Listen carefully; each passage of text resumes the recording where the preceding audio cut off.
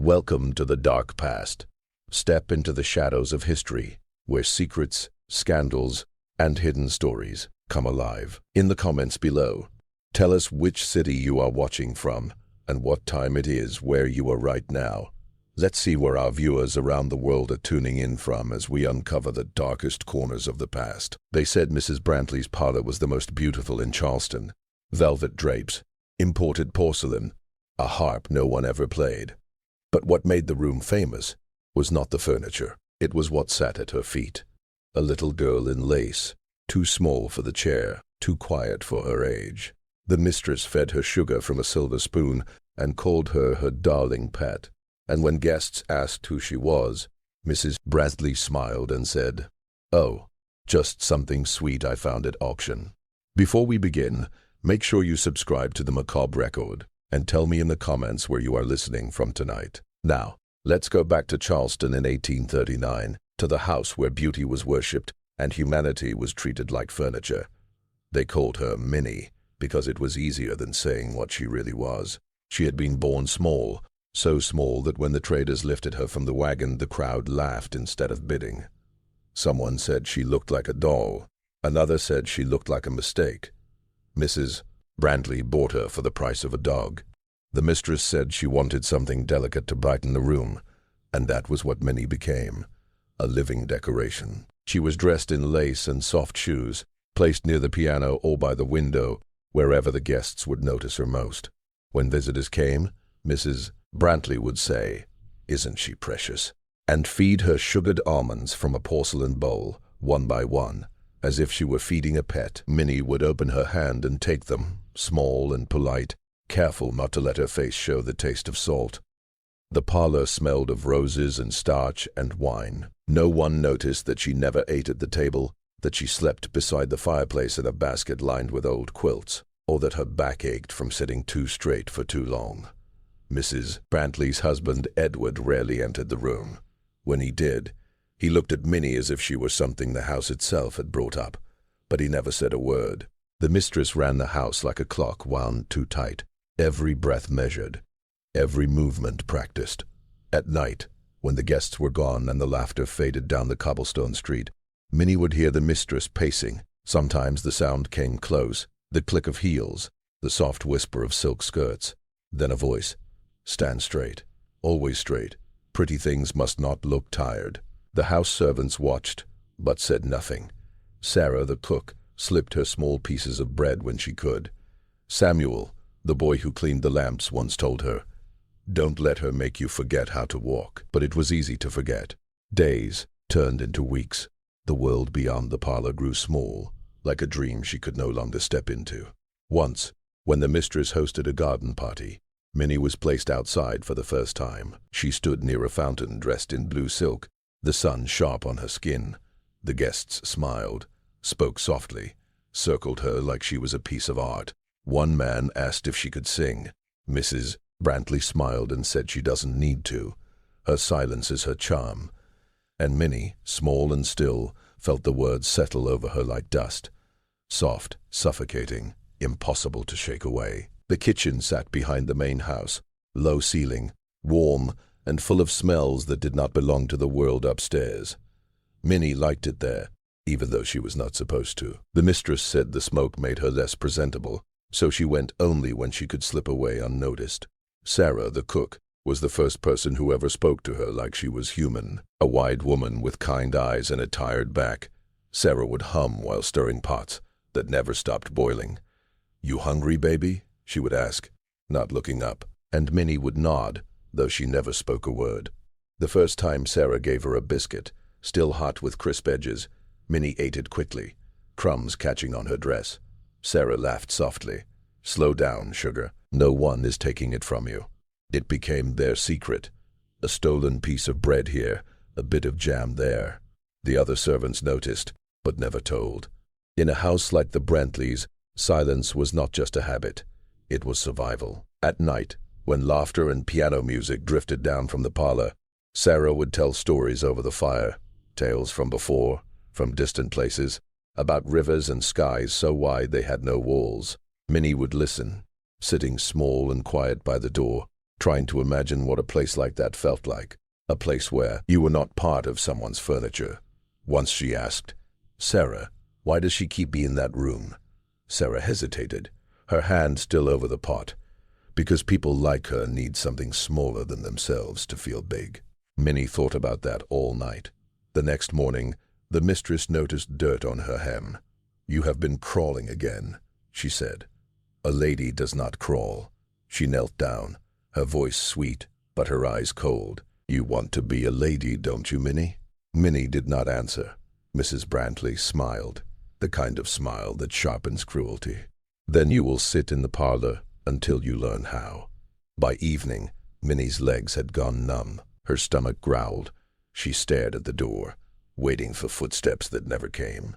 When Edward Brantley came home from town, he stopped in the doorway and frowned. "For God's sake, Ellen, she is a child, not a figurine."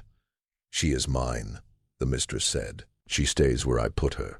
He looked at his wife for a long moment, then at Minnie. "Everything in this house is yours, isn't it?" And for a second, just a flicker, the mistress's eyes shifted, not with guilt, but with something closer to fear. That night, Minnie did not go to the kitchen, but as she lay awake, she could still smell the biscuits, hear Sarah's humming, and feel something begin to grow. Not rebellion yet, but recognition, the first seed of a truth she would soon understand. There are cages you cannot see until you stop calling them home. Edward Brantley began to notice her after that night, not as his wife's plaything, but as something else. At first, it was guilt that drew his eyes. He would see Minnie sitting in that stiff chair, her hands folded, her eyes lowered as if she were trying to disappear into herself. There was no movement in her except her breathing, small and shallow. He started leaving the parlor door open when he passed, pretending it was an accident. Sometimes he found an excuse to linger, to adjust the curtains, to pour another drink, to drop a coin he never picked up. Minnie would look up only once, briefly, then go still again. She did not trust him. Not yet. She knew the house was a stage, and everyone inside it played a role they had not chosen. One evening, when Mrs. Brantley was hosting her women's circle upstairs, Edward found Minnie by the window. Rain streaked the glass, blurring the garden outside. He stopped in the doorway and said softly, "Do you ever go out there?" She did not answer. He tried again. "You should. It is only flowers." Minnie's voice, when it came, surprised them both. "Flowers die in vases, sir." Edward froze. He had never heard her speak like that before, not in words meant for anyone but the mistress. Her voice was soft, but there was something in it that felt fearless. He set his drink down. "Who told you that?" "No one. I just watched." The words stayed in the room like the echo of a truth too fragile to touch. Edward nodded once, then turned away. "Keep watching, Minnie," he said quietly. "It is the only way to stay sane in this house." After that, he spoke to her more often. Never long, never enough for the servants to notice. Once he gave her a small book, its cover worn, the pages soft with age. "It is poetry," he said. "You can keep it if you like." Minnie traced the letters on the cover she could not yet read. "The mistress will not like it." "Then do not tell her," he said. "Not everything belongs to her." For the first time, she smiled. But secrets in a house like that had a way of being heard. A week later, Mrs. Brantley found the book under Minnie's cushion. She turned it over in her hands, frowning. Where did this come from? Minnie hesitated. It was given. By whom? Minnie said nothing. Mrs. Brantley's voice sharpened. "Do you think you can keep the ings from me?" When she struck her, it was not hard. A gloved slap, quick and practiced, but it carried the weight of years. That night, Minnie did not cry. She sat by the fire with the book hidden beneath her quilt, the sting on her cheek fading, replaced by something new. Not anger, not even pain. Something colder, something like understanding. For the next few days, the mistress's voice moved through every corner of the house like the creak of old wood before it breaks. The servants walked lighter, their eyes lowered. Even the birds outside seemed to avoid the Brantley porch. Mrs. Brantley no longer fed Minnie from her hand. She did not speak to her either. Instead, she would walk through the parlor and adjust things, vases, pillows, candles, just to see if Minnie would react when the silence broke. She always did. It became a game for the mistress, played with a kind of grace that made cruelty look like manners. If Minnie dropped a spoon, she would say, "A proper lady keeps her balance." If her hands shook, delicate things must be steady. And if Minnie dared to look away even for a second, she would whisper, "I see everything in this room, everything that is mine." Sarah once told her, "Do not let her get inside your head, baby." But it was already too late. Mrs. Brantley lived there now, in her thoughts, her steps, her posture. One afternoon, Edward came home early.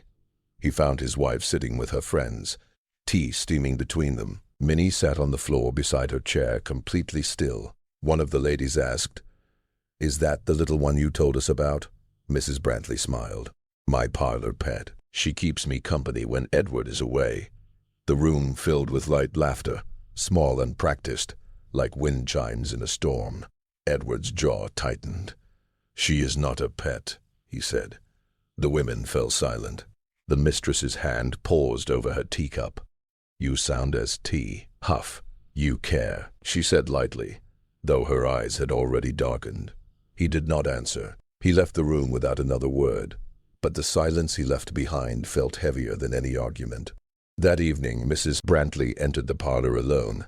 Minnie sat by the window, the poetry book hidden in her lap. The mistress quietly closed the door and stood behind her. "Do you know why my husband watches you like that?" she asked. Minnie did not move. "No, ma'am, because you remind him of what he desires and cannot have. Something small, something that obeys." Minnie's throat went dry. "I don't think."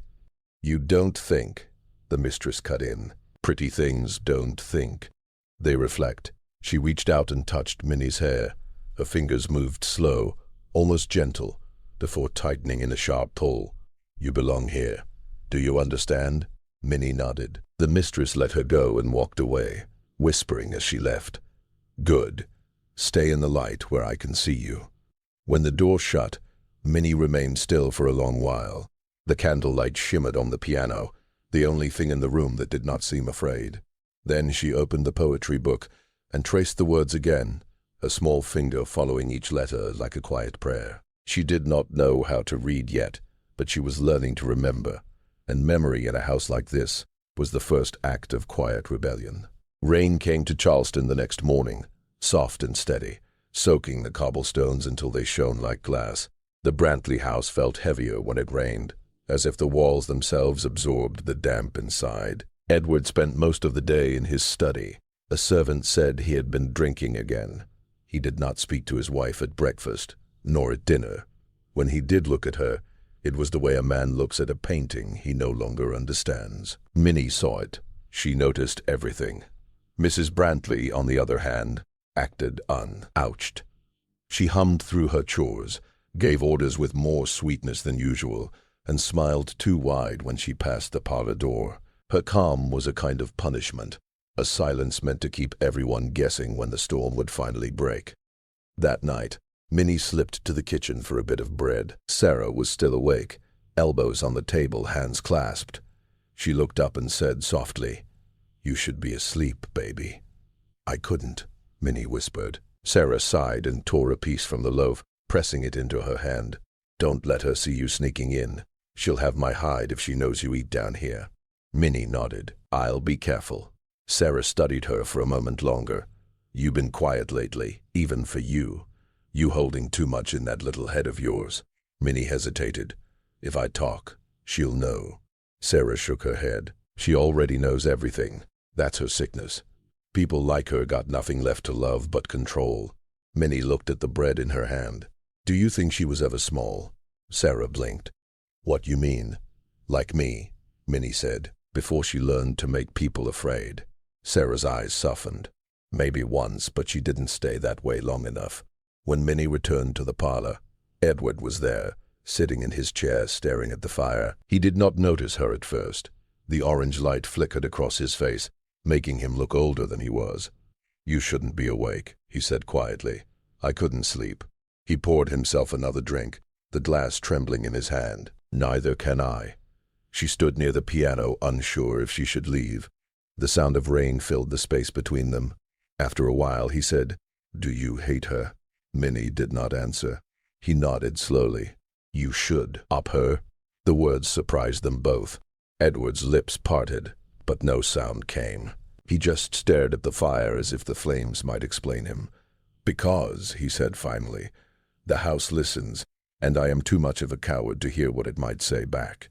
Minnie watched him for a long moment, then turned toward the door. Behind her, he whispered, "Keep the book close."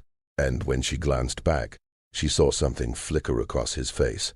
Not kindness, not guilt, but the faintest trace of apology. Outside, thunder rolled far away, low and tired. Inside, the parlor glowed like a cage made of firelight, and Minnie understood something she had never known before. Sometimes the quietest people are not afraid to speak. They are just waiting for the right silence to break. By the end of the week, Mrs. Brantley had begun to watch Minnie the way a cat watches something that moves but will not run. Her eyes followed her through the parlor, over her shoulders, across her hands, as if searching for a secret she could not name. The household had grown tense. Sarah moved slower in the kitchen, careful not to draw attention.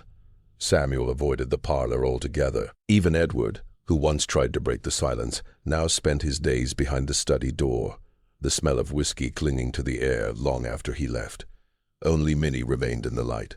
"Always in the light," Mrs. Brantley insisted on it. "Sit where the sun reaches you," she would say in the morning. "I like to see you shine." Minnie obeyed.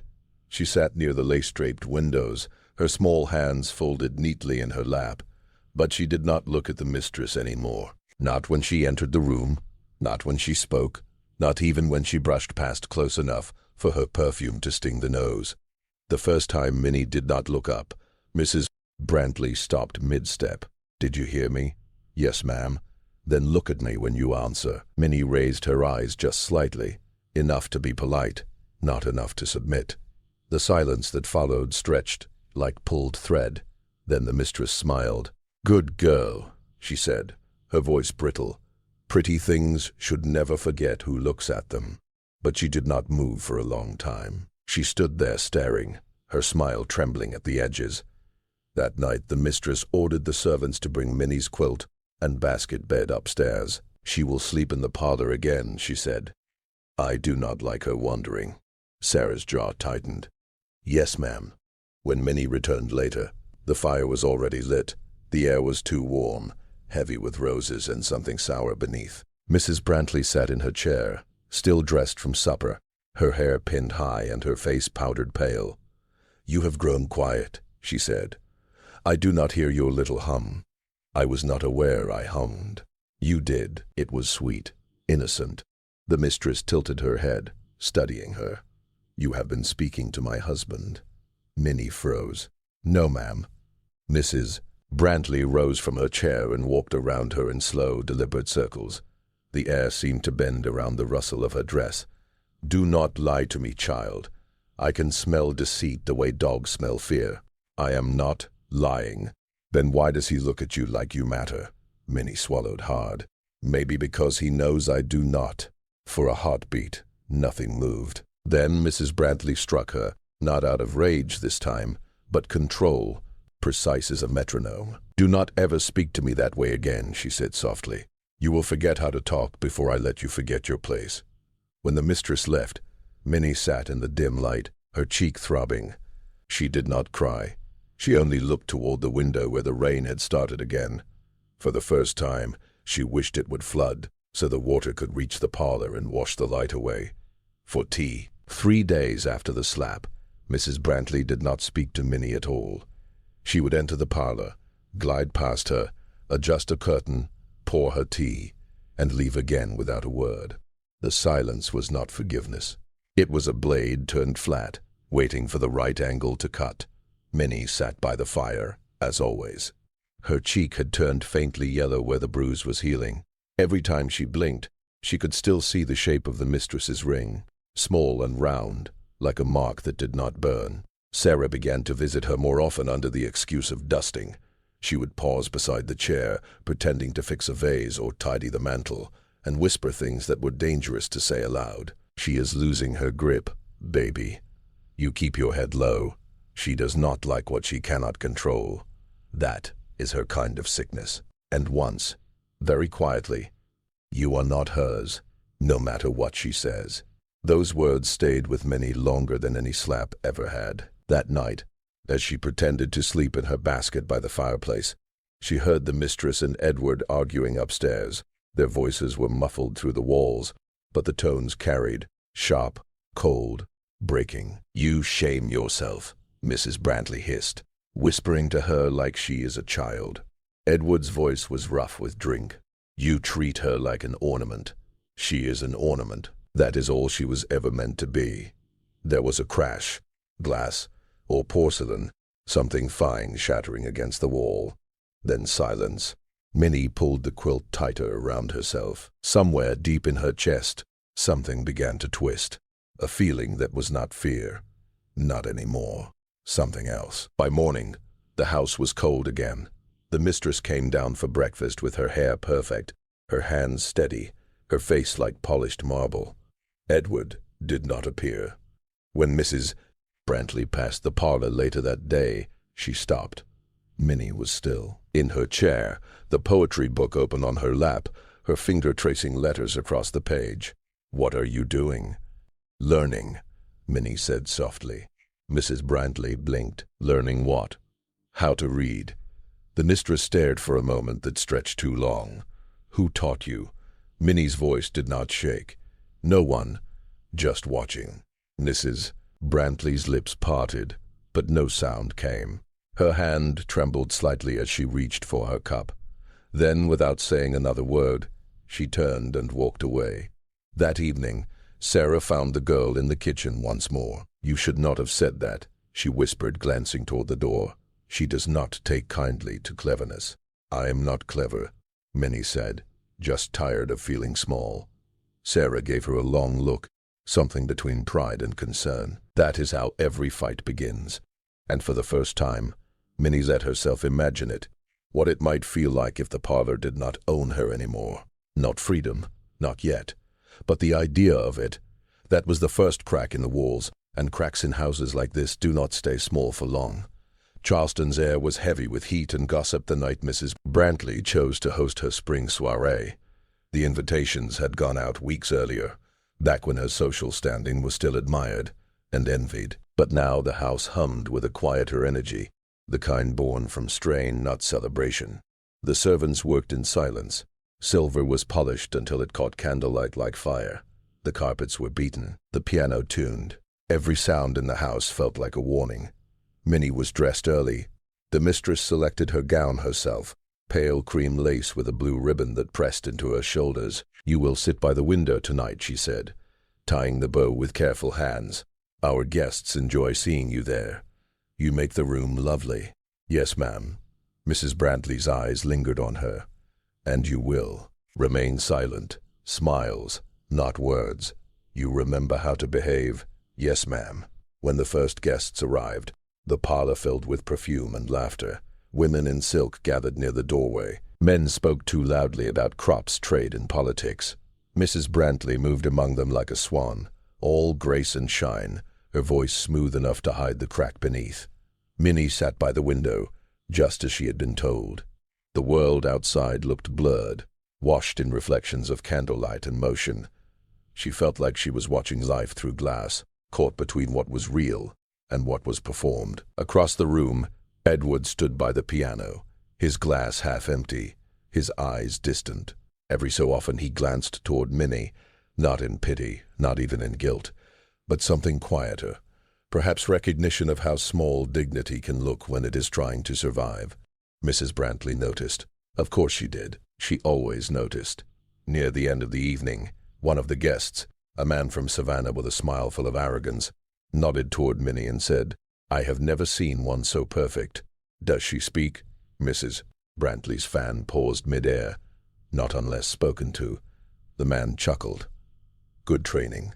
A ripple of polite laughter followed, shallow and cruel. Edward's hand tightened around his glass until the rim cracked. Minnie looked up then, not at the man, but at the mistress. Their eyes met across the room.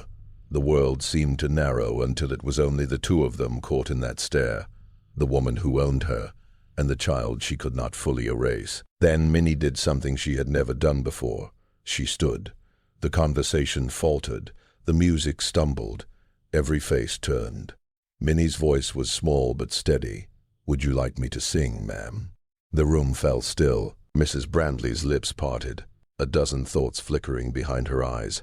"No," she said at last. "I think you have been seen. Enough for one night." But the damage was done. The silence that followed was no longer polite. It was uneasy, the kind that grows teeth. Minnie sat again, calm, her hands folded in her lap. But inside she felt something like air after a storm, raw, sharp, and alive. And upstairs, where the cracks in the ceiling met like veins, the house itself seemed to listen. The night after the soiree, the Brantley house went quiet.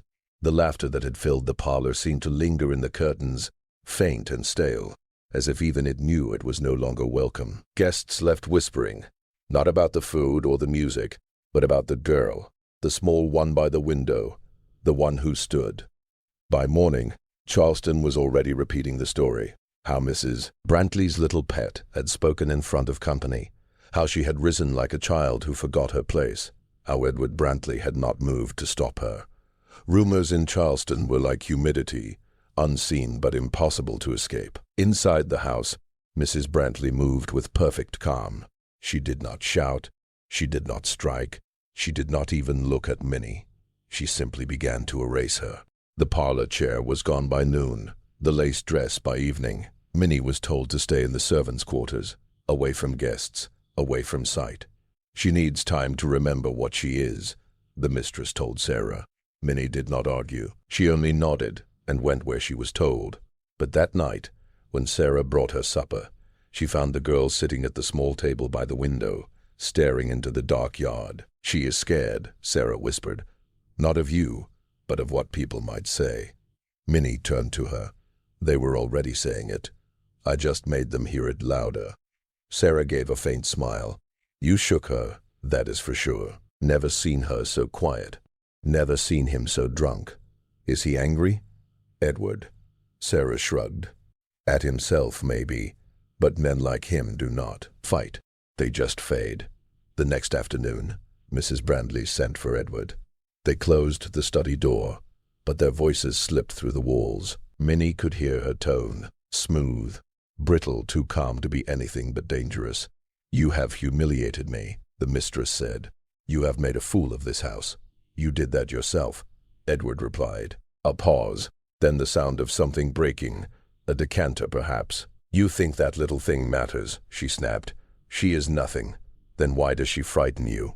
No answer. Only the slow, shaky breath of a woman who had just realized something she did not want to know. That night, Mrs. Brantley came to the servants' quarters with a lantern. She did not speak to Minnie. She did not need to. She stood in the doorway, her shadow stretching across the floor. Then she said softly, "I want the book." Minnie held it close to her chest. "It is not yours." The mistress smiled, but her eyes were empty. "Everything in this house is mine." Minnie did not move. She did not even blink. For a long, tense moment, neither of them moved. Then Mrs. Brantley turned and left, the lantern light shrinking with each step, until only darkness remained. Sarah found Minnie still sitting there hours later, the book open in her lap, her face unreadable. "She will come again," Sarah whispered. "I know," Minnie said quietly, "but next time I will be ready." Mrs. Brantley did not sleep that night. She walked the upstairs hall in slow, careful steps, her nightgown brushing the wooden floor. The lantern she carried cast long, trembling shadows over the wallpaper. The same pale blue flowers that once looked soft now seemed twisted. Below her, the house was silent. Edward had returned to the study, the faint sound of glass echoing through the floor. Minnie lay awake on her cot, the poetry book pressed to her chest. Each time she closed her eyes, she saw the mistress's face. Not angry, not wild, but blank. The kind of blank that comes before something worse. By dawn, the air in the house felt wrong. The servants spoke in whispers. Sarah's hands shook as she poured coffee, and even Samuel forgot to hum. Everyone knew the silence would not last. Mrs. Brantley entered the parlor after breakfast, still in her robe, her hair loose. "Fetch her," she told Sarah. When Minnie was brought in, the mistress stood by the fireplace, one hand resting on the mantel as if to steady herself. "You think you have grown clever," she said. "You think because you have learned a few words and found pity in my husband's eyes that you can speak." Minnie's voice trembled, but not with fear. "I do not need pity." "No," the mistress said with a faint smile. "You need correction." She crossed the room slowly and opened a drawer near the piano. Inside was a silver brush, heavy and engraved. "My mother used to say the only way to teach grace is through pain." Minnie's heart pounded, but she did not step back. "Your mother was wrong." The mistress froze. It was not just the words. It was the calm way Minnie said them, clear and steady. Something broke then, though no one could see it. The mistress's control, polished and strong, began to crack. She dropped the brush. It hit the floor with a sharp sound that echoed through the house. Edward appeared in the doorway, pale, his eyes tired. "Ellen," he said quietly. She turned to him, her voice shaking. "You have ruined her. You have let her forget what she is." He stepped forward slowly. "She is what you made her." For a moment, no one spoke. The fire popped between them, sending a small spark into the air. Then Mrs. Brantley did something unexpected. She laughed, soft at first, then louder, her voice breaking into something that was not laughter at all. When it stopped, she looked back at Minnie. "Then you can have her," she said. "You can both live in your small world of pity and poetry. But remember, child, everything that grows in this house dies in it too." She walked out, her robe trailing behind her, leaving the scent of roses and ash. Edward stood still for a long moment. Then quietly he said, "Pack your things." Minnie looked up. "Where would I go?" "Anywhere," he whispered, "just not here." Outside the wind began to rise, and for the first time in her life, Minnie felt the house tremble. Minnie did not move. The words, "Pack your things," hung in the air like a truth no one wanted to test. Edward stood there, shoulders heavy, the smell of whiskey clinging to him like regret. His eyes were not on her. They were on the window, on the rain that had begun to fall again. "You can't stay here," he said. "She will destroy you if you do." Minnie's voice came out soft, calm. "She already has."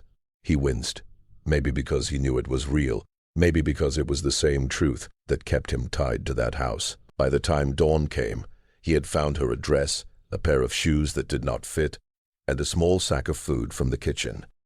Sarah helped her tie it closed, her hands shaking the whole time. "You sure you want this baby?" Sarah asked. "There is not much kindness waiting for you out there." Minnie nodded. "There is less kindness in here." Sarah leaned close, whispering, "You keep north in your mind. Do not stop walking till your shadow grows small behind you." When Edward came down from the study, he looked different, sober, but still not steady. "She is asleep," he said quietly. "Now is the time." The house was silent as they crossed it. The floorboards creaked beneath their feet, soft and slow, like sighs from the dead. Minnie did not look back. She did not want to see the parlor again. The velvet drapes, the chair by the window where she had learned to sit still. At the door, Edward paused. "You will head Toa," roared Somerville. "There is a woman there who can help." "I will find my own way," Minnie interrupted.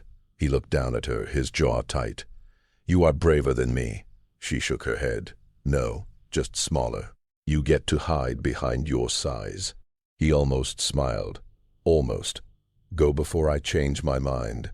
Minnie stepped into the night. The air was heavy with the smell of wet earth and camellias. For the first time, the darkness did not feel like a cage. She made it as far as the gate before she heard it, a sound she knew too well. Heels on the wood floor, light but quick.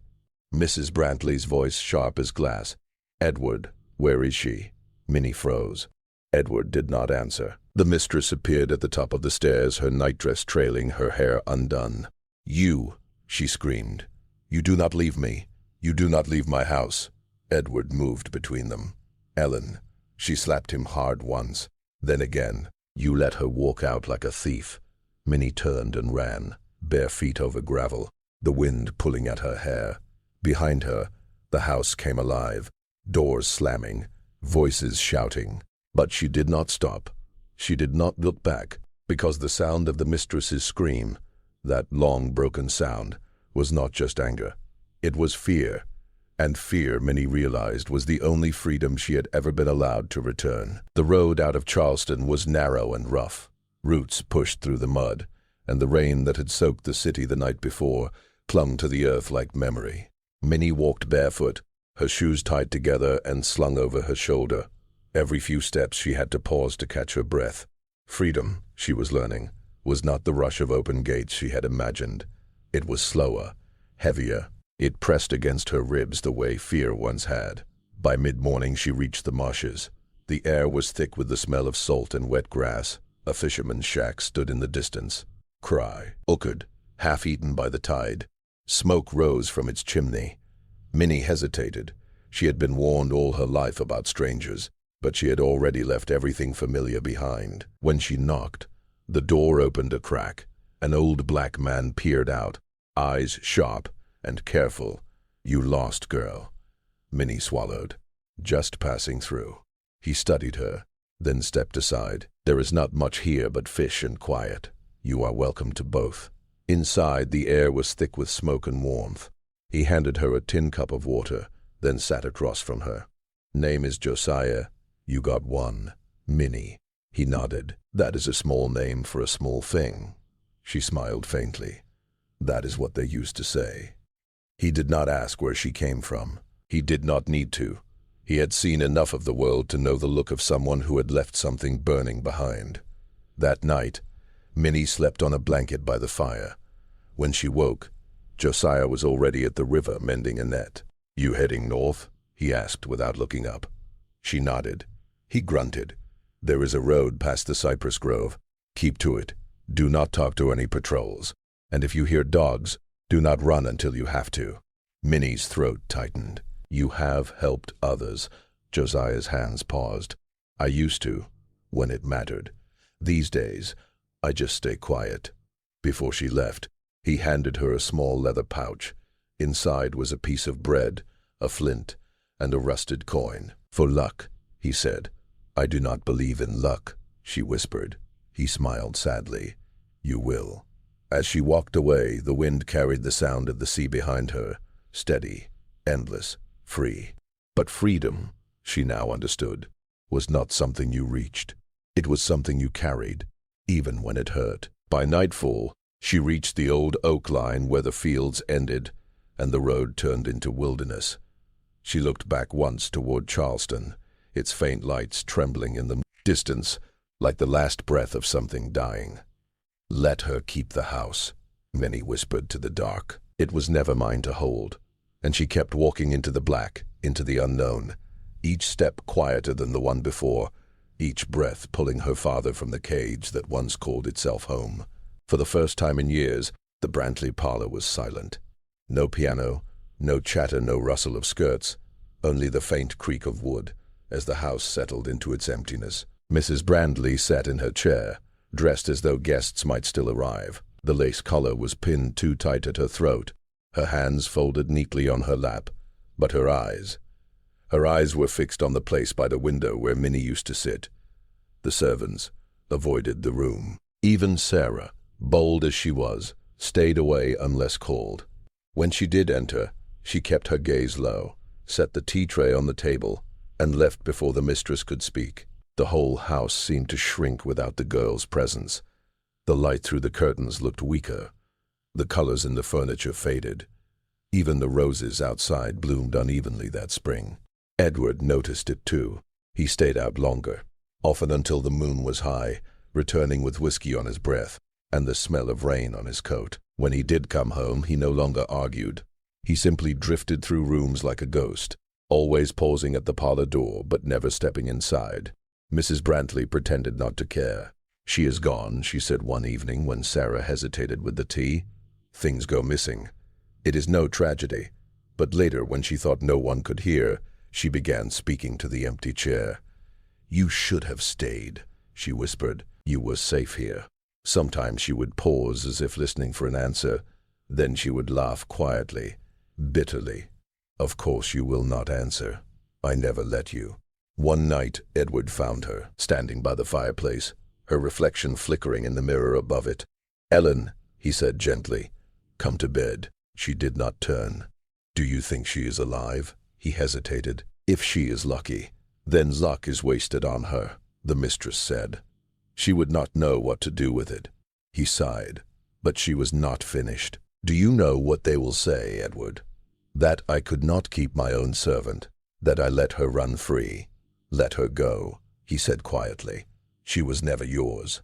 Mrs. Brantley turned then, slowly, her face pale in the firelight. "You do not understand. I made her what she was. I gave her beauty. I gave her purpose. Without me, she is nothing." Edward's expression hardened. "Then why does it feel like she took the whole house with her?"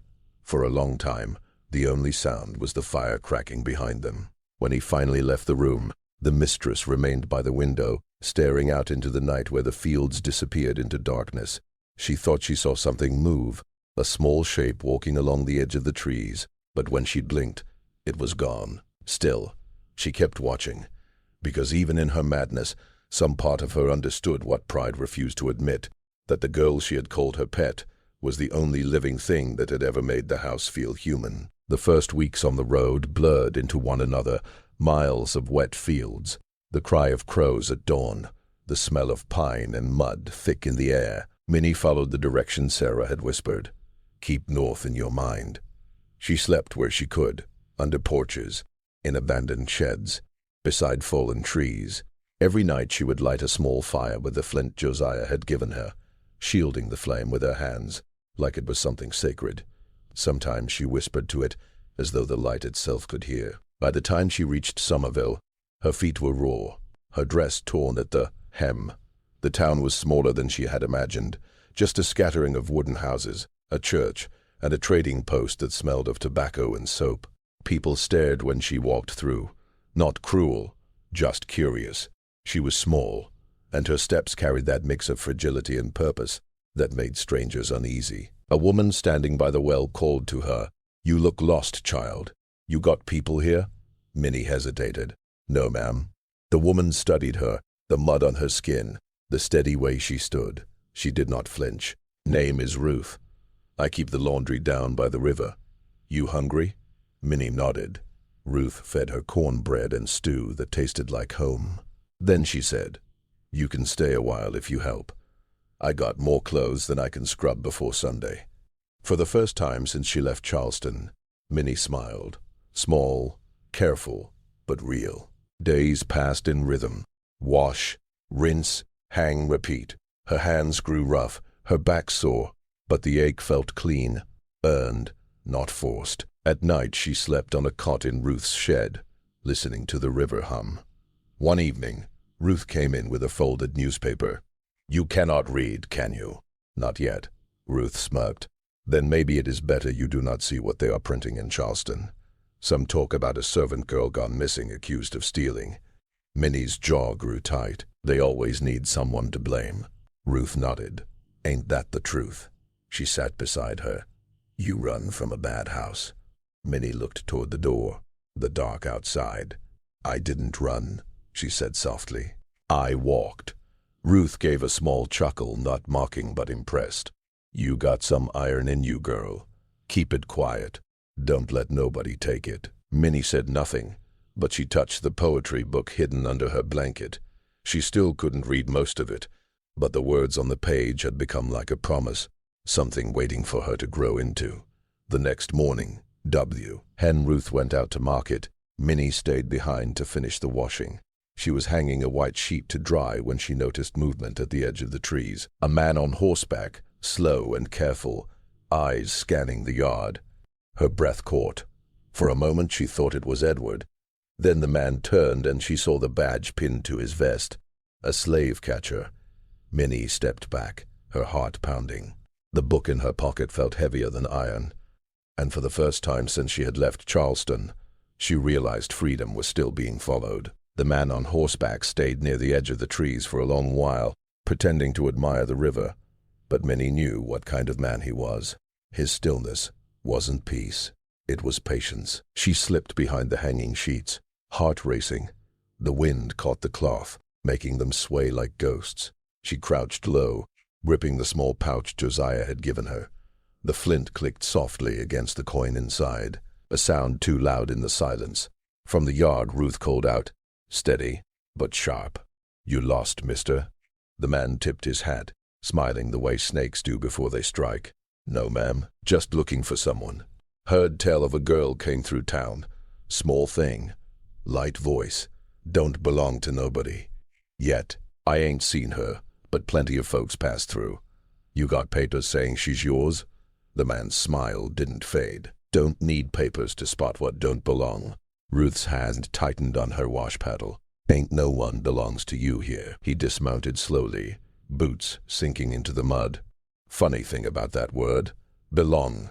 Folks up north like to pretend it don't mean the same thing it always did. Behind the sheets, Minnie pressed a hand to her mouth. The sound of his voice made her skin crawl. Calm, sure, certain, the kind of man who could turn the world cruel just by describing it.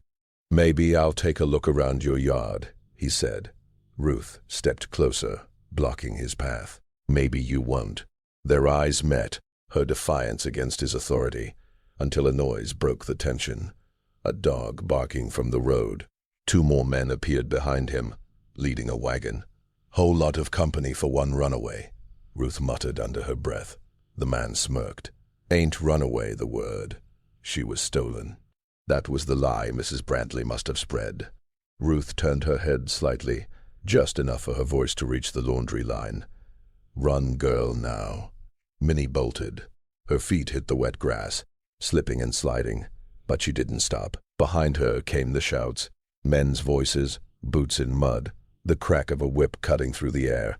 She rushed through the cypress grove, branches tearing at her dress, water splashing cold against her legs. The sound of horses grew closer, hooves beating like thunder. She dropped the pouch. It hit the mud with a soft thud, spilling the coin and the flint. She almost stopped, but Ruth's voice, faint now distant, echoed in her head. Keep north in your mind. So she kept running, through the trees, through the marsh, through the sound of men calling her name like they already owned it. And when she finally broke through the woods, her breath ragged, her legs shaking, she saw something ahead. A church steeple, faint against the gray horizon. For the first time since leaving Charleston, she let herself believe that maybe, just maybe, the world was bigger than the people who claimed it. The church was small, whitewashed wood, with its paint peeling, its bell rusted still. It stood just beyond the marsh, on a patch of high ground that never flooded. Minnie reached it at dawn, her dress torn, her feet bleeding through the soles of her shoes. Inside, the air smelled of old pine and candle wax. A single voice drifted from the front, a woman humming a hymn so low it sounded like a memory. When Minnie stepped in, the woman turned. She was tall, with gray hair pinned neatly at the back of her head, and a calm face that looked as though it had seen every kind of sorrow and learned not to fear any of it. You're early for service, she said softly.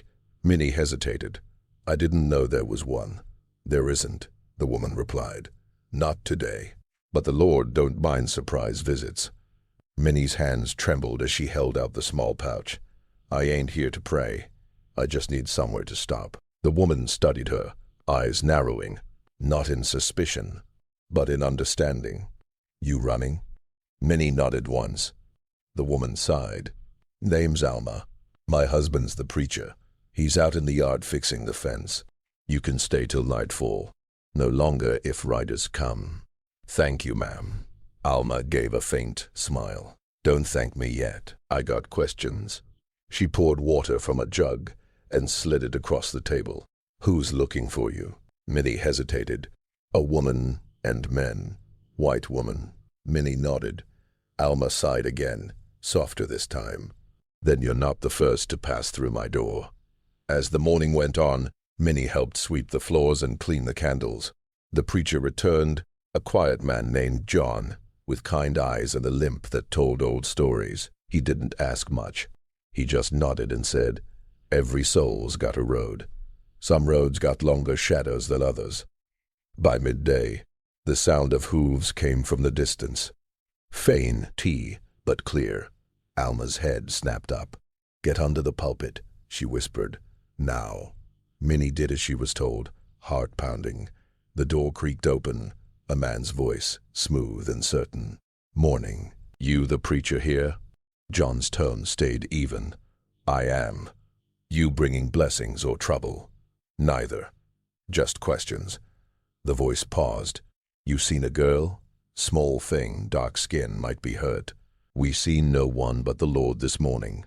The man laughed once, low and unpleasant. "Then maybe the Lord's hiding her for you." His boots thudded across the floorboards, slow and careful. Minnie held her breath, watching dust fall from the underside of the pulpit as he passed. Then the door closed, and the sound of hooves faded away. For a long while, no one spoke. Finally, Alma knelt and looked under the pulpit. "You can come out now."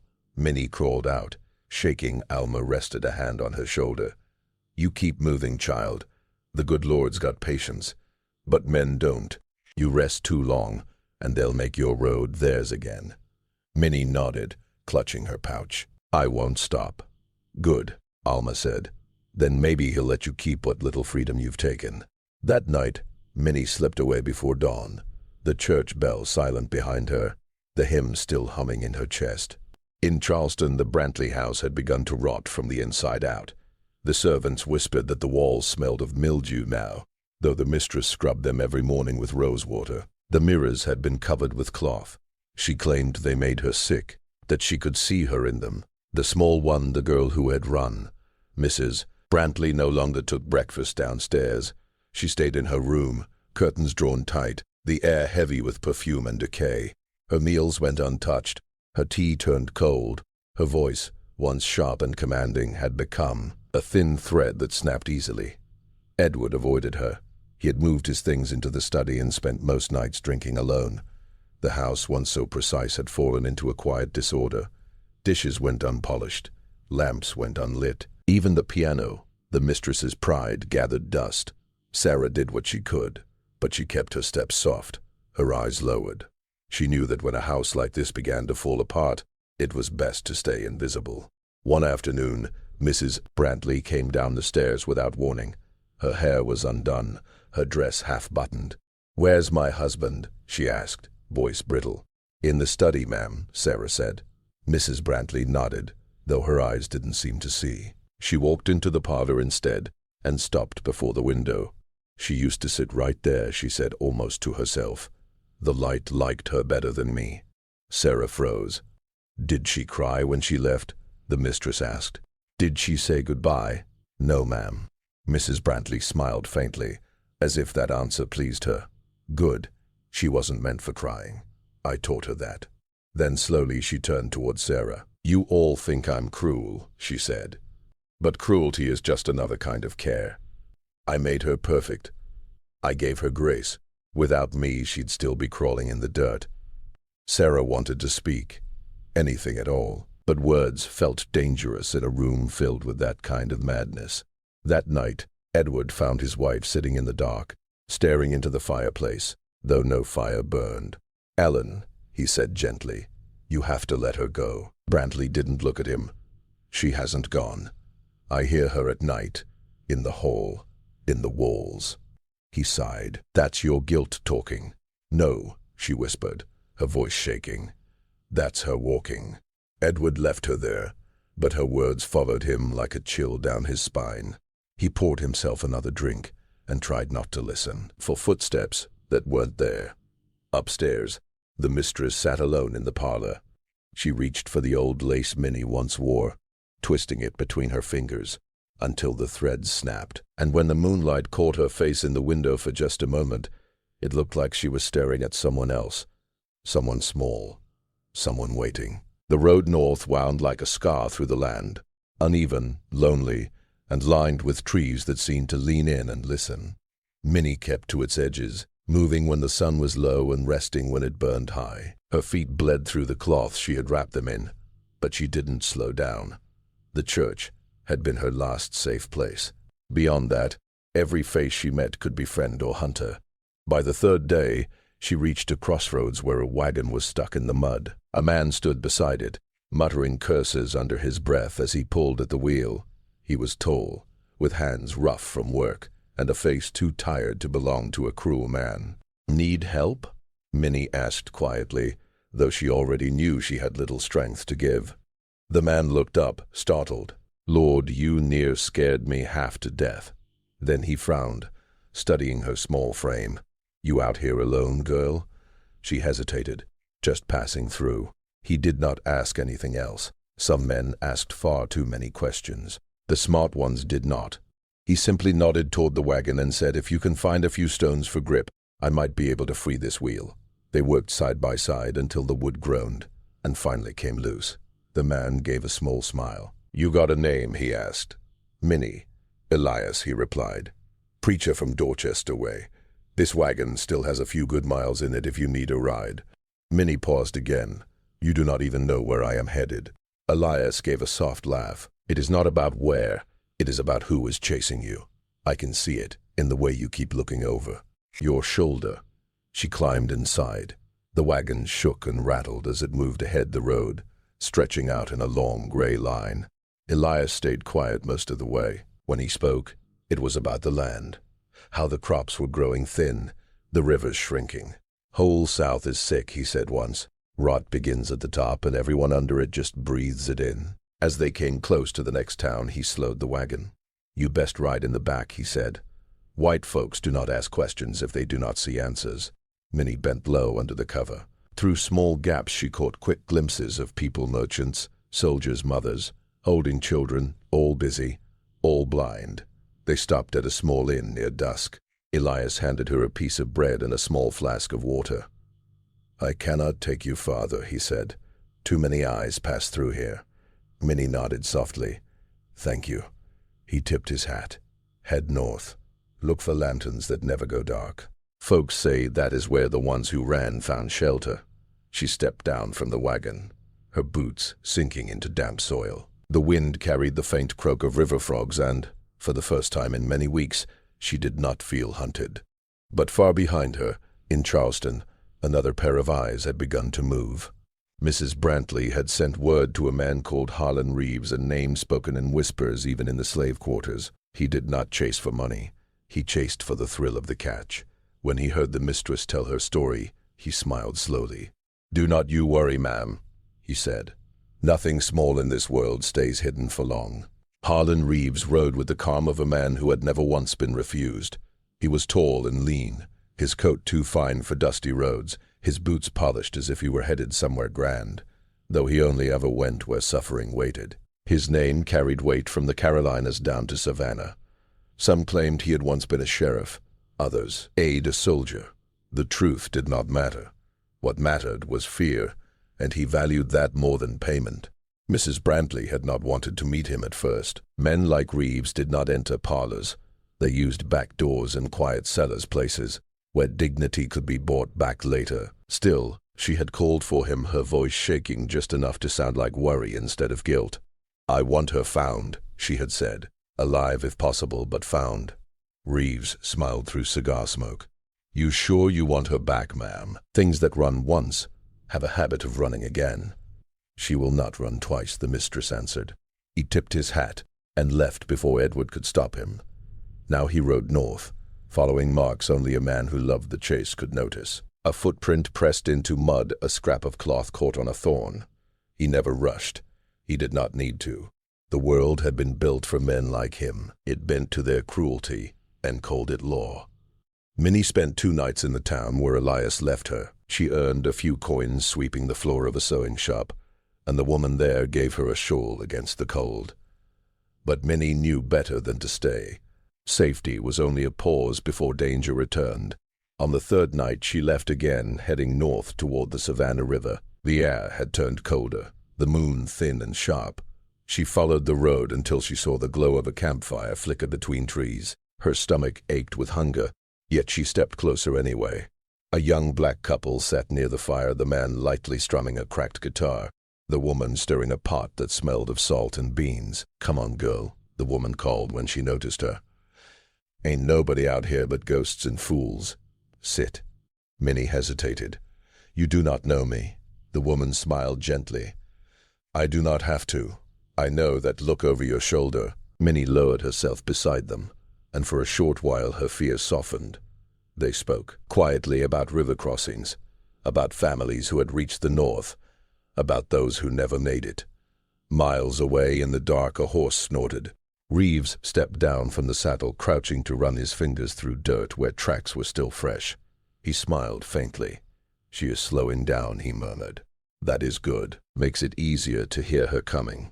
Then he mounted again, turned north, and began to hum a tune, the kind often heard at funerals. The night air carried a thin mist, the firelight barely strong enough to push back the dark. Minnie sat close, warming her hands, watching smoke twist upward and disappear. The couple, the woman who called herself Dora and the man named Isaiah, spoke of traveling west away from patrol routes. They talked about the river as if it were a promise, something that could wash away names and pasts alike. "You can come with us," Dora said, her tone kind but steady. "It is not safe to travel alone, not for a child." Minnie shook her head. "I am not a child." Dora smiled slightly. "Then what are you, baby?" Minnie stirred the embers, watching red turn to gold, something too small to keep but too big to hide. Dora's smile faded, and she asked nothing more. Isaiah lifted his head suddenly. "You hear that?" The forest fell still, even the frogs quiet. Then faint but steady came the sound of hooves on dirt, slow and sure. Minnie's heart began to pound. She knew that sound too well, the heavy rhythm of pursuit. Isaiah rose, gripping a rusted knife. "Get to the trees," he whispered. "Now." Dora seized Minnie's arm, pulling her toward brush. The hooves grew louder. Through thin trees they saw him, a lone rider lantern hanging from his saddle, the light swinging like an eye that would not blink. He stepped down, boots hitting ground spurs, giving a small metallic jingle. "Evening, Reeves," called softly, his voice calm, the way a snake carries poison. "I am not looking for trouble, just for a girl." Isaiah stepped forward first. "There is no girl here," Mr. Reeves smiled. "You sure? She is small, quiet, does not speak much unless you ask kindly." Isaiah tightened his hold on the knife. "Have not seen her." Reeves moved one slow step closer. "I do not think you would lie to me. You do not look that sort. But that fire, small folks' fire, traveler fire, not settler fire, tells me someone is moving, and folks who move often keep company with runaways." Dora leaned close to Minnie. "Run when I say." Minnie's hands trembled. "He will hear me." "Then do not stop," Dora whispered. Reeves spoke again. "Why not step aside, friend? Let me take a look. I do not aim to hurt anyone who does not deserve it." Isaiah stood firm. "You do not get to decide who deserves what out here." Reeves gave a thin smile. "You would be surprised who lets me." He slowly drew his pistol, almost polite in the motion. The click alone sent Minnie running. Dora pushed her forward. "Go." Gunfire tore through the night, one shot, then another. Birds burst upward from trees. Minnie ran until her breath burned her throat raw. When she finally slowed, the forest had gone silent again. No voices, no steps, only smoke and gunpowder drifting in the air. She wanted to turn back, almost did, but then she heard it, that same tune, humming low through trees, the one Reeves sang when the hunt began, and she knew he was still coming. She ran until her lungs felt on fire, and her legs gave way beneath her. She fell near a fallen tree bark wet with rain, her heartbeat pounding so loud she feared it would betray her. The darkness around her was deep, the kind that swallowed everything whole. Somewhere behind her she thought she heard another shot, or maybe thunder. It did not matter. The sound pushed her to crawl deeper among trees, until the ground felt soft and cold under her hands. She pressed her back to the trunk, clutching the small pouch that now held nothing but dirt and scraps of memory. For a long time she stayed still, unable to move. When dawn slowly rose, she opened her eyes to see mist curling between branches. The forest stood quiet again, too quiet. No birds, no wind, no footsteps. As if even the trees were holding their breath. She forced herself up, her body shaking from cold and exhaustion. Each faint footprint she left in wet soil tightened,